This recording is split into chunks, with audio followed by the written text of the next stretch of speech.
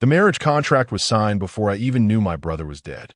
I remember standing in my father's study, still wearing my mud-stained traveling clothes from the 3-day ride from London, watching the ink dry on parchment that would chain my life to a woman who had every reason to despise me.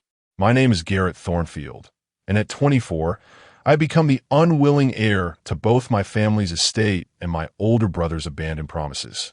The autumn wind rattled the diamond-paned windows of Thornfield Manor as my father, Lord Edmund Thornfield, set down his quill with the finality of a judge delivering sentence. His weathered face, carved by years of disappointment in his younger son, showed no mercy. The candlelight flickered across the family portraits lining the walls, and I could swear my ancestors were watching this moment with the same disapproval that had followed me my entire life. "It is done, Garrett," he said, his voice carrying the weight of aristocratic authority that had governed Yorkshire for generations. "You will marry Miss Lydia Ashworth within the fortnight.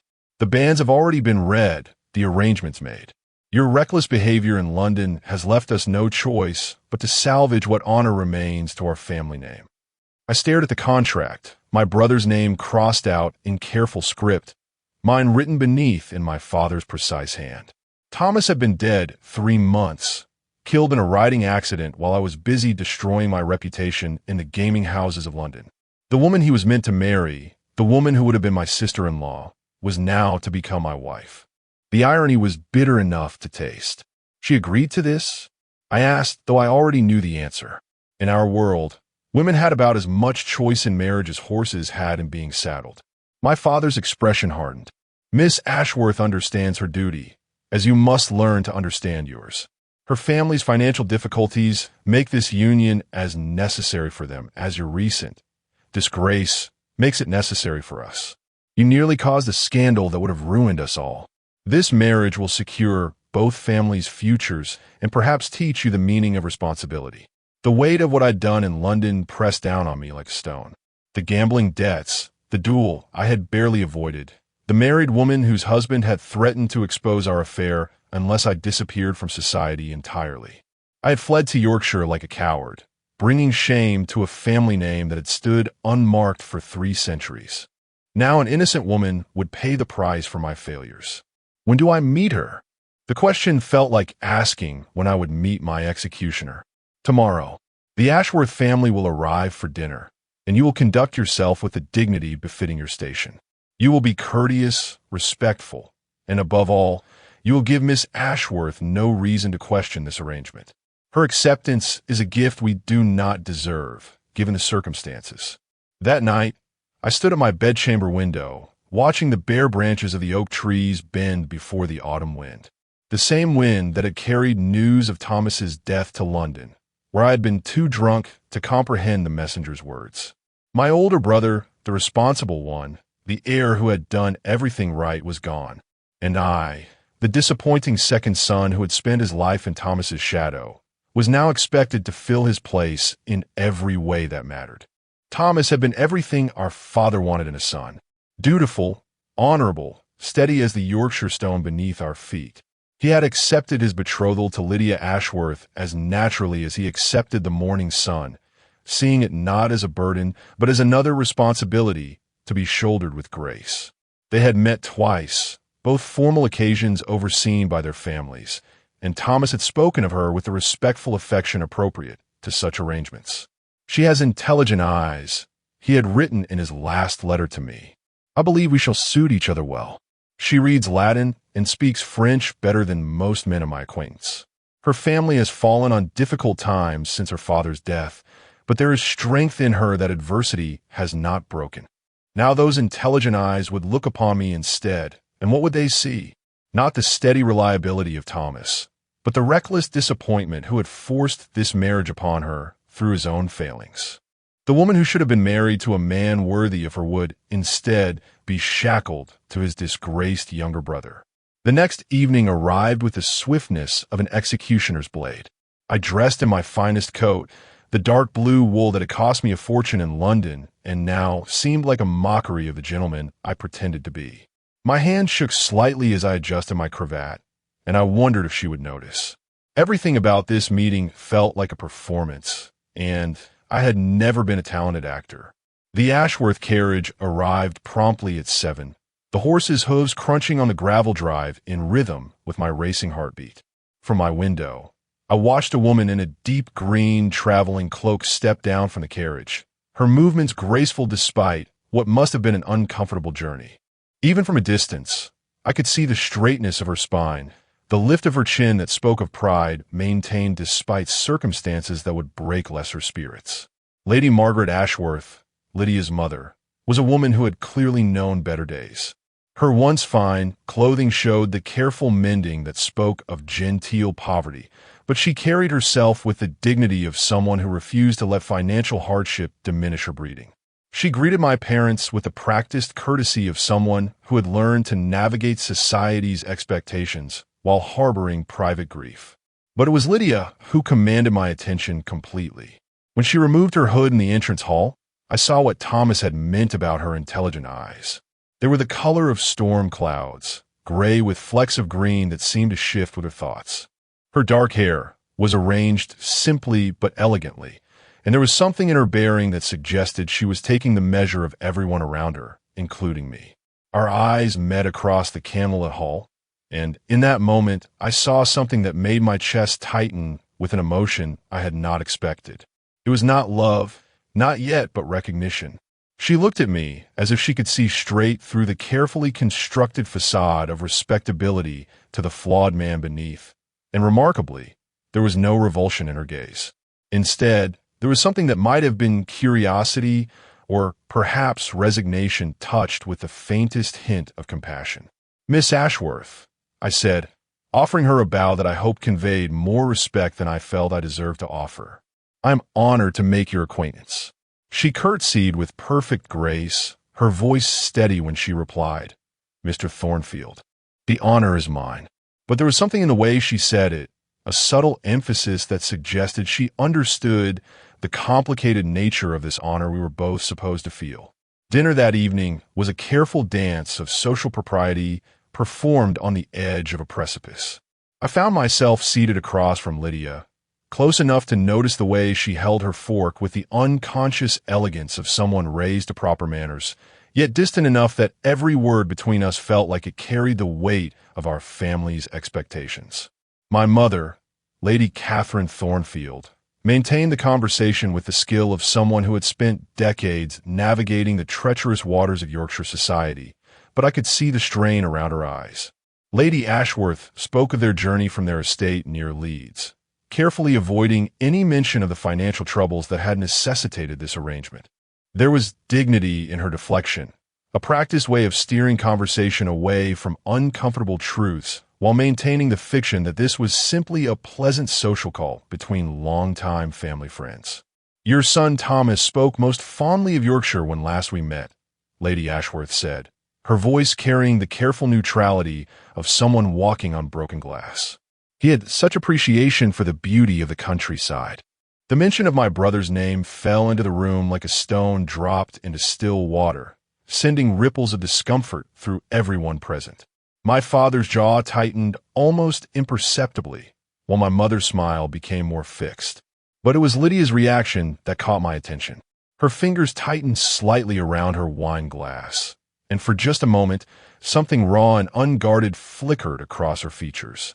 Grief, perhaps, or anger, or some complex mixture of both. "Thomas always saw the best in everything," I said, my voice rougher than I intended. "It was one of his many admirable qualities." Lydia looked directly at me then, and I was struck again by the intelligence in her storm-gray eyes. "He wrote that he found great peace in these Yorkshire dales," she said quietly.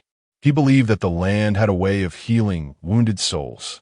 There was something in the way she said it, a subtle inflection that made me wonder if she was speaking of Thomas's soul or her own.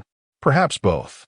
I realized then that she had lost something in his death too, not love perhaps, but the promise of a settled future with a man she had come to respect. Now she was faced with me instead, the brother who had brought nothing but scandal and obligation to her doorstep. "The land has its own wisdom," I replied, surprising myself with the honesty in my voice. "Though I confess I have not always been wise enough to listen to its counsel." Something shifted in her expression then, a slight softening that might have been understanding. Wisdom often comes at the cost of experience, she said. The question is whether we choose to learn from that experience or repeat our mistakes. The conversation moved on to safer topics. The unusually harsh autumn, the upcoming harvest celebrations, the latest news from London society that my parents carefully edited to avoid any mention of scandal. But throughout the evening, I found myself stealing glances at Lydia, trying to understand the woman who would become my wife in less than 2 weeks. She was not conventionally beautiful in the way that London society prized.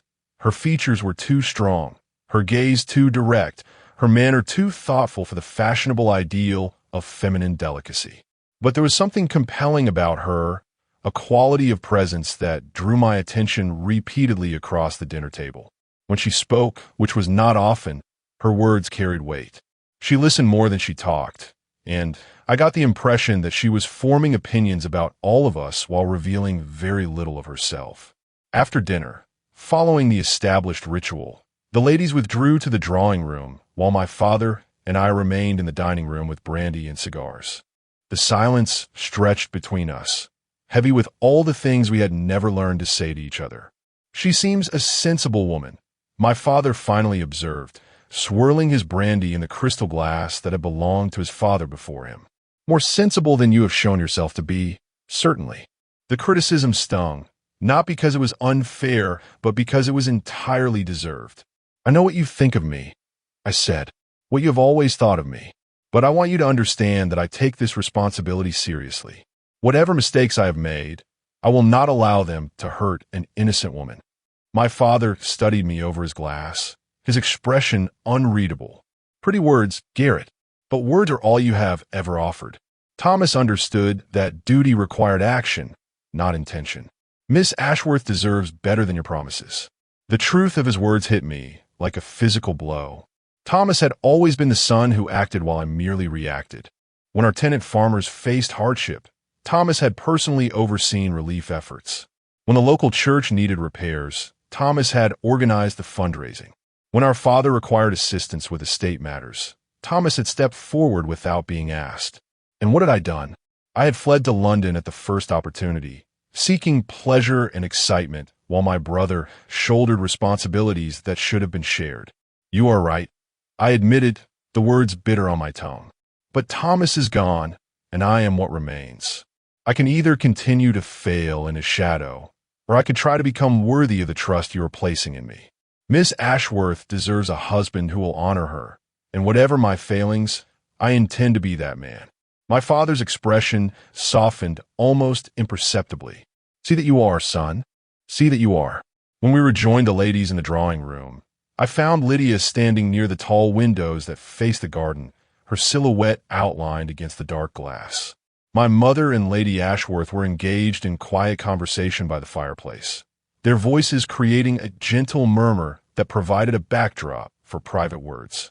"The gardens must be beautiful in spring," Lydia said without turning when I approached. Her reflection in the window showed a thoughtful expression, as if she were trying to imagine a future she could not yet see clearly. "Thomas always said they were his favorite part of the estate," I replied, moving to stand beside her. "He had plans to expand the rose garden for—" I stopped, realizing I had been about to say for his wife, and the awkwardness of that truth in our current situation. "For me," Lydia finished quietly. "Yes, he mentioned that in his letters. He thought I would enjoy having a place for quiet contemplation." She turned to face me then, and I was struck by the direct honesty of her gaze. "Mr. Thornfield, I believe we should speak plainly about our situation. We are both being asked to make the best of circumstances neither of us chose. I propose we approach this arrangement with mutual respect and honest communication, rather than pretending sentiments neither of us feels." Her directness was both refreshing and unnerving. In London society, such frank conversation between unmarried persons would have been scandalous. But there was nothing coquettish or manipulative in her manner, only a practical acknowledgement of our shared predicament. "You are remarkably practical, Miss Ashworth," I said, and I meant it as a compliment. "Circumstances have required me to be practical," she replied. My father's death left our family in reduced circumstances, and my mother's health is fragile. This marriage provides security for her and fulfills the obligations your brother undertook before his untimely death. I see no benefit in romantic delusions when practical considerations must govern our choices. Her honesty demanded equal honesty from me. Then you should know that my recent conduct in London was far from exemplary. I have gambling debts, a reputation for reckless behavior, and a tendency toward decisions that prioritize immediate pleasure over long-term consequence. You're getting a poor bargain in exchange for your practical sacrifice. She studied my face for a long moment, and I wondered what she saw there. Whatever it was seemed to neither surprise nor particularly disturb her. "At least you're honest about your failings," she said finally. "That is more than many men offer. I suspect your brother never told me of his own imperfections, though he surely had them. Perfect men exist only in novels written by women who have never lived with one." There was something almost like humor in her voice, and I felt an unexpected lightness in my chest. "You have a remarkably forgiving view of masculine nature, Miss Ashworth. I have a realistic view of human nature, Mr. Thornfield. We are all flawed creatures doing our best to muddle through circumstances largely beyond our control. The question is not whether we will make mistakes, but whether we will learn from them and strive to do better." Her words reminded me of something Thomas might have said, but without his earnest certainty. Where my brother had possessed unshakable faith in duty and honor, Lydia seemed to have developed a more complex understanding of human frailty. It made her both more approachable and more mysterious than the woman Thomas had described in his letters. The following days passed in a blur of wedding preparations that felt more like preparations for a funeral. My mother threw herself into the arrangements with the desperate energy of someone trying to create joy from obligation. Seamstresses arrived daily to fit Lydia for her wedding dress, their needles and pins transforming yards of ivory silk into a garment that would bind her to a future she had not chosen. I found myself watching her during these fittings, amazed by her patience with the endless adjustments and alterations. She stood perfectly still for hours while strangers measured and marked and pinned, her expression serene despite what must have been considerable physical discomfort. When my mother fretted over the smallest details, Lydia offered gentle reassurances that everything would be beautiful, though I wondered if she truly cared about the aesthetic perfection of a ceremony that felt more like a business transaction.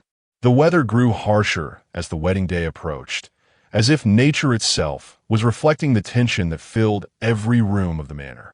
Cold winds swept down from the moors, rattling windows and sending autumn leaves skittering across the courtyard like fleeing spirits. The servants hurried through their duties with hunched shoulders and worried glances at the darkening sky, muttering among themselves about the ill omens of marrying in such weather. 3 days before the ceremony, a letter arrived that changed everything. I was in the library attempting to read, though my concentration was scattered, when my father entered with an expression I had never seen before.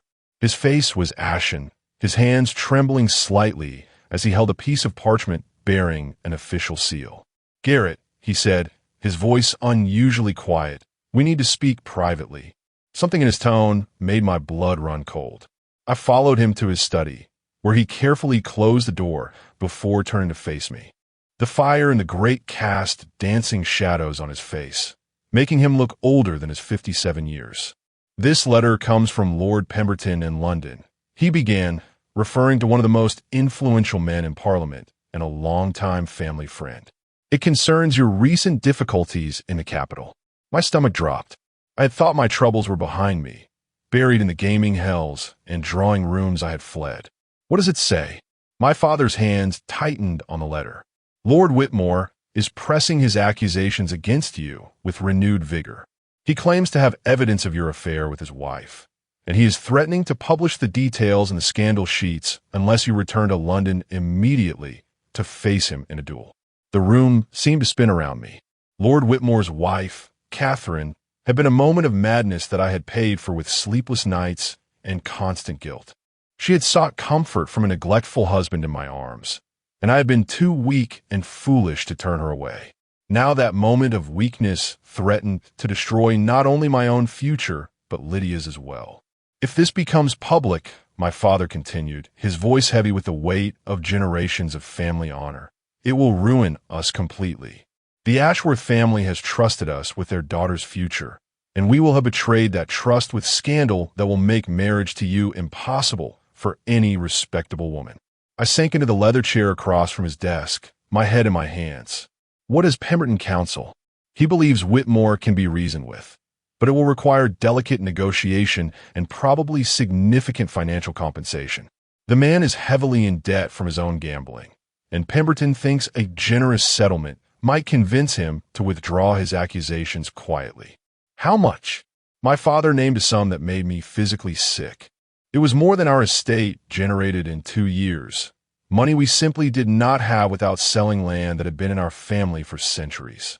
The irony was not lost on me that my gambling debts would now be paid by sacrificing the very thing I had dishonored the family to obtain. There is another way, my father said quietly. If the marriage does not take place, if Miss Ashworth were to withdraw from the arrangement due to circumstances beyond our control, then the scandal would not touch her family. She could find another husband, one not tainted by association with your mistakes. The suggestion hit me like a physical blow. After days of growing to respect and perhaps even care for Lydia, the thought of losing her felt unexpectedly devastating. But more than that, I realized how selfish it would be to trap her in marriage to a man whose past might destroy her future. She should be told, I said finally. She deserves to know what she would be risking by marrying me. My father nodded grimly. I agree. But Garrett, you must understand that if she chooses to withdraw, I will not blame her. No woman should be asked to sacrifice her reputation for a man's mistakes. That evening, I requested a private audience with Lydia. We met in the small parlor that overlooked the kitchen gardens, a room that had always felt more intimate than the grand reception rooms where our formal conversations had taken place. She arrived wearing a simple dress of deep blue wool, her hair arranged in a style less elaborate than fashion demanded, but which somehow suited her better than the formal arrangements my mother's lady's maid had been creating. You look troubled, Mr. Thornfield, she observed, settling into the chair across from mine with the same direct attention she brought to every interaction. Has something happened? I had rehearsed this conversation a dozen times, but faced with her calm expectation of honesty, all my careful words deserted me. Miss Ashworth, I must tell you something that may change your willingness to proceed with our marriage. My past in London is more complicated than I initially revealed. She folded her hands in her lap and waited, her expression neither alarmed nor particularly surprised. It occurred to me that she might have suspected there was more to my story than I had admitted. There was a woman, I began, the words feeling like stones in my throat. A married woman whose husband is now threatening to expose our affair publicly unless I meet him in a duel. If this becomes known, the scandal will touch everyone associated with me, including you and your family. Lydia was quiet for a long moment, her gaze fixed on the window where the bare branches of an apple tree scraped against the glass in the wind. When she finally spoke, her voice was thoughtful rather than accusatory. What manner of woman was she? Young? Old? Lonely? Calculating? The question surprised me with its lack of moral judgment. Lonely, I think. Her husband is much older, and for what I observed, he treated her more as an ornament than a companion. She sought affection that her marriage did not provide. And you provided it. To my shame, yes. I was drinking too much, gambling too heavily, and I convinced myself that offering comfort to an unhappy woman was an act of kindness rather than betrayal. Lydia turned from the window to look at me directly. Do you love her? The question was so unexpected that I answered without thinking. No. I pitied her, desired her, but I did not love her. What we shared was selfish comfort, not love. She nodded as if my answer had confirmed something she already suspected. Then the question becomes whether you are prepared to face the consequences of your choices, or whether you will continue running from them. Her words stung because they were true. I had been running since the affair began, running from responsibility, from consequence, from the man I was supposed to become. If we proceed with this marriage, you will be running too, I said. running from the scandal that will follow us both. Perhaps, she said, rising from her chair to pace to the fireplace. The flames cast warm light across her face, softening features that had seemed so composed. Or perhaps we will be standing still for the first time in months, choosing to face whatever comes together rather than fleeing separately. I stared at her, amazed by her composure in the face of potential ruin. You would risk your reputation, your family standing, for a marriage that began as obligation? She turned to face me, and I saw something in her expression that I had not noticed before. Not love, certainly, but something that might grow into affection given time and trust. Mr. Thornfield, may I speak with equal frankness? I would prefer nothing else. My father died owing debts that consumed most of our estate. My mother suffers from a weakness of the heart that requires careful management and expensive treatments. Without this marriage, we face destitution within the year. Your scandal, should it become public, would indeed complicate our situation, but destitution is a certainty, whereas scandal is merely a possibility. Her practical assessment of our circumstances was both admirable and heartbreaking. She was choosing security over safety, obligation over escape, and she was doing it with clear eyes and steady hands. There is more you should know, I said, compelled by her honesty to offer complete truth. Lord Whitmore demands either a dual or substantial financial compensation to withdraw his accusations. My father believes the compensation could be arranged, but it would require selling family lands and would leave our estate in significantly reduced circumstances. Reduced but not ruined? Reduced but not ruined, I confirmed. She was quiet for several minutes, staring into the fire as if the flames might offer counsel. When she spoke again, her voice carried a determination that reminded me suddenly of Thomas, though where his determination had been born of certainty, hers seemed born of clear-eyed pragmatism. Then I believe we should proceed with the wedding as planned, she said. Whatever financial difficulties result from resolving your London troubles can be managed with time and care. My mother will have the security she needs, your family's honor will be preserved, and we will have the opportunity to discover whether respect and partnership can grow into something deeper. If you've ever felt trapped by the consequences of your own choices, wondering if you deserve forgiveness from those your mistakes might hurt, let me know in the comments where you're watching from. Sometimes the people we think we've failed surprise us with grace we never expected to receive. The wedding day arrived with a crystalline clarity that seemed to mock the complexity of our situation. The Yorkshire countryside was transformed by the first heavy frost of winter, every blade of grass and bare branch outlined in silver. The church bells of St. Michael's rang out across the valley, their bronze voices carrying news of our union to anyone within 5 miles who cared to listen. I stood at the altar in my best coat, the same deep blue wool I had worn to meet Lydia for the first time, now pressed and brushed to perfection by servants who had attended Thornfield weddings for generations. My hands were steady, but my mind raced with doubts that had nothing to do with the woman walking down the aisle toward me, and everything to do with whether I deserved the gift she was offering. Lydia appeared at the church door like a vision from another world. Her wedding dress was simple compared to the elaborate confections favored by London society, but there was an elegance in its clean lines and careful construction that spoke of quality over ostentation. The silk fell in graceful folds from her waist, and the lace at her throat and wrists had been carefully chosen to complement rather than overwhelm.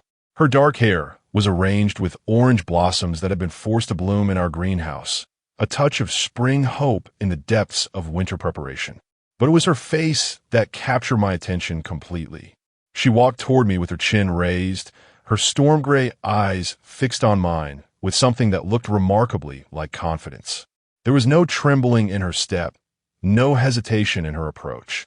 She had made her choice with full knowledge of what it might cost, and she was claiming it with the dignity of someone who understood the difference between surrender and sacrifice. When she reached my side, she looked up at me with a slight smile that seemed to acknowledge the strange nature of our situation while accepting it completely. "Mr. Thornfield," she said quietly, her voice carrying just far enough for me to hear. "Miss Ashworth," I replied, offering her my arm. "Are you ready for this adventure?" Her smile widened slightly. as ready as one can be for any unknown future. The ceremony proceeded with the ancient rhythms that had joined couples for centuries before us and would continue long after we were gone. The words felt both weightier and more strange than I had expected.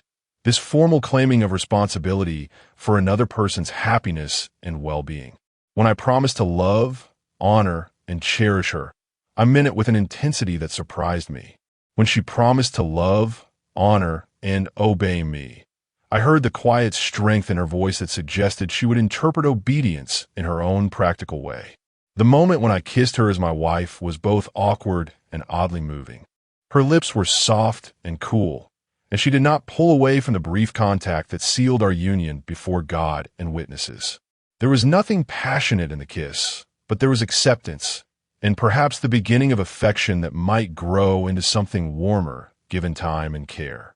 The wedding breakfast at Thornfield Manor was a smaller affair than my parents had originally planned, limited to immediate family and closest neighbors by both the weather and the uncertain circumstances surrounding our union. But what it lacked in grandeur, it made up for in genuine warmth, as if everyone present was determined to celebrate the possibility of happiness, even in the face of practical necessity. I watched Lydia throughout the meal, amazed by her grace in accepting congratulations from people who surely knew this was not a love match. She spoke with my elderly Aunt Margaret about her interest in botany, discussed household management with the neighboring ladies, and even engaged my father in conversation about estate improvements with a knowledge that suggested she had been paying attention to more than just wedding preparations during her visits. But it was during the traditional toast that something shifted between us. When my father raised his glass and spoke of the continuance of family lines and the hope for future happiness, Lydia turned to look at me with an expression I had not seen before. There was warmth in her eyes and something that might have been the beginning of genuine fondness. To partnership in all things, I said when it came time for my toast, looking directly at her, and to the hope that understanding will grow into affection, and affection into lasting happiness. She raised her glass to mine, and when they touched, the crystal rang with a clear note that seemed to promise better things ahead. To partnership, she echoed, and I heard in her voice the same hope I was trying to cultivate in my own heart. The afternoon passed in the blur of social obligations that follow all weddings, but as evening approached, the reality of what came next began to weigh on both our minds. We were married now, legally and spiritually bound, but we were still essentially strangers who had agreed to share a life without sharing love. The wedding night loomed ahead of us like uncharted territory that we would have to navigate with care and patience.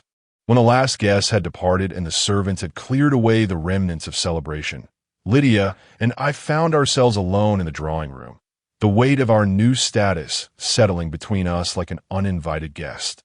The fire had burned low, casting long shadows that seemed to emphasize the distance we still maintained despite our legal union. "I should retire," Lydia said finally, her voice carefully neutral. "It has been a long day." I nodded, understanding that she was giving us both an escape from the awkwardness of our first evening as husband and wife. "Of course. Sleep well, Mrs. Thornfield." She paused at the doorway, and for a moment I thought she might say something more. Instead, she simply nodded and disappeared into the hallway, leaving me alone with my thoughts and the dying embers of what had been our wedding day. The days that followed established a pattern of careful courtesy that gradually began to feel less forced and more natural. Lydia took over the household management with an efficiency that impressed even my mother, bringing order to areas that had been neglected during the months of uncertainty following Thomas's death. She consulted with me on decisions that affected the estate, treating me as a true partner rather than simply the man whose name she now bore. But it was during our evening walks that something deeper began to develop between us. As winter tightened its grip on Yorkshire, we took to strolling through the manor's halls after dinner, talking about everything from books we had read to improvements we might make to the estate when spring arrived. These conversations revealed a mind that complemented my own in unexpected ways. Where I tended toward impulsive enthusiasm, she offered thoughtful consideration. Where she might have been overly cautious, I encouraged bold action. 3 weeks after our wedding, the letter from London arrived that would test everything we had begun to build together. Lord Pemberton's negotiations had succeeded, but at a cost that took my breath away. The financial settlement required to satisfy Lord Whitmore and ensure his silence would indeed require selling a significant portion of our land, reducing the estate by nearly a third. I found Lydia in the morning room, where she had taken to handling the household correspondence. The winter light streaming through the windows caught the auburn highlights in her dark hair, and I was struck again by how beautiful she was in her quiet, understated way. When I told her about Pemberton's letter, she listened without interruption, her hands still as she absorbed the implications. "How much will remain?" she asked when I finished. "Enough," I said, though the word felt inadequate. "The house, the home farm, the tenant cottages closest to the manor. We will not be wealthy, but we will not be destitute." She was quiet for a long moment, her gaze fixed on the snow-covered garden beyond the window. When she spoke, her voice was steady despite the magnitude of what I had just told her. "Then we will make it enough," she said simply. "Many families manage on less, and with careful planning, we can ensure the estate remains viable for future generations." Her acceptance of our reduced circumstances, offered without complaint or recrimination, moved me more deeply than any declaration of love could have. This woman who had married me as an obligation was now choosing to stand with me through consequence and hardship without being asked. "Lydia," I said, using her given name for the first time since our wedding, "you did not bargain for this level of difficulty when you agreed to marry me." She turned from the window to face me, and I saw something in her expression that made my heart quicken. "Perhaps not," she said, "but I am discovering that some of life's unexpected turns lead to destinations we never knew we wanted to reach." The spring that followed brought changes that transformed both our estate and our marriage in ways I could never have anticipated. The sale of our land was completed with dignity, thanks to Lydia's careful attention to maintaining relationships with our neighbors who had purchased portions of what had been Thornfield property for generations. Rather than treating it as loss, she framed it as an opportunity to strengthen community bonds, and our reduced circumstances became a source of closer connection with families we had previously known only as distant neighbors. But the real transformation was in the relationship growing between Lydia and me. The woman who had married me out of duty revealed herself to be someone I genuinely enjoyed spending time with, someone whose opinions I valued, and whose company I actively sought. She had a way of seeing possibilities where I saw only problems, of finding humor in situations that might have defeated someone with less inner strength. The evening everything changed between us began like so many others. We were walking through the garden as the last light of day faded behind the hills, discussing plans for expanding the kitchen garden to help offset our reduced income. The air was soft with the promise of warmer weather to come, and the first spring flowers were beginning to push through the soil that had been frozen for months. "Garrett," she said, and something in her voice made me stop walking. We stood beside the rose garden that Thomas had planned to expand for her, now simplified but still beautiful in its own way. "I need to tell you something." My heart began to race, but I could not have said why. "What is it?" She turned to face me fully, and in the twilight I could see that her cheeks were flushed with something that might have been nervousness or excitement. I realize this may seem presumptuous, given the practical nature of our arrangement, but I need you to know that somewhere in these past months, my feelings toward you have changed. I felt as though the world had shifted beneath my feet. "Change how?" "I have come to care for you," she said, her voice soft but steady. "Not as an obligation or a convenient companion, but as a man I genuinely admire and respect. And perhaps," she paused, seeming to gather courage for what came next, "perhaps even love." The words hung in the air between us like a gift I was afraid to accept for fear it might disappear. "Lydia, you don't need to say anything," she said quickly. "I simply needed you to know that this marriage, which began as duty for both of us, has become something precious to me. Whatever you feel or don't feel, I wanted you to understand that I am here by choice now, not obligation." I reached for her hands, marveling at how perfectly they fit in mine. "Then you should know that I fell in love with you weeks ago, but I was afraid to believe that you could ever feel the same way about a man who had brought you nothing but reduced circumstances and social complication." Her smile was radiant in the growing darkness. "Oh, Garrett, don't you understand? You brought me something far more valuable than wealth or status. You brought me a partnership built on honesty and respect, and the chance to build something meaningful with someone who values my mind as much as my presence." When I kissed her this time, it was nothing like the formal acknowledgement we had shared at our wedding.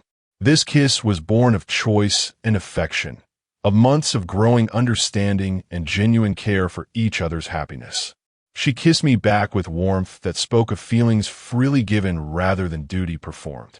Standing in that garden where my brother had once planned to create beauty for the woman he intended to marry, I realized that sometimes life's greatest gifts come disguised as punishments, and sometimes the people we think we least deserve become the ones we cannot imagine living without. My punishment had been to marry Lydia Ashworth, but my reward was discovering that the woman I had been forced to wed was exactly the woman I would have chosen to love. The years that followed brought their own challenges and joys. We rebuilt the estate's prosperity through careful management and innovative farming techniques that Lydia researched in the agricultural journals she read voraciously. We raised children who grew up understanding that love could emerge from respect, that partnership required both strength and flexibility, and that sometimes the most beautiful gardens are the ones that grow from ground that has been broken and made fertile by hardship. But more than any of these practical successes, we built a love story that proved real affection cannot be arranged or commanded, only cultivated with patience, nurtured with honesty, and allowed to flourish in the light of mutual respect. What began as obligation became choice. What started as duty transformed into devotion, and what seemed like punishment revealed itself to be the greatest blessing of my life. If you've enjoyed this story of finding love in unexpected places, I'd be honored if you'd subscribe to hear more tales of romance, resilience, and the remarkable ways people discover happiness even in the most challenging circumstances. Sometimes the best love stories are the ones that begin with two people simply choosing to be kind to each other, and letting that kindness grow into something neither of them dared to hope for.